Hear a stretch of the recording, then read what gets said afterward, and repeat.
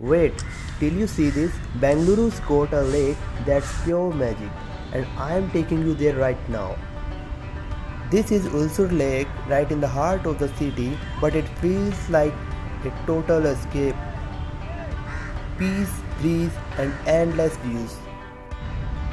Here the interesting fact is, do you know Ulsoor Lake has a tiny islands and a history from the British era? It's not just pretty, it's got stories. And honestly, this is a perfect chill spot after a long ride. Fresh, zero stress, and full recharge.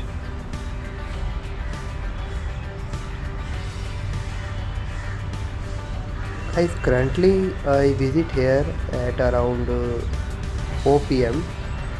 Because evening timing slots are different and morning timing slots are different, so come accordingly.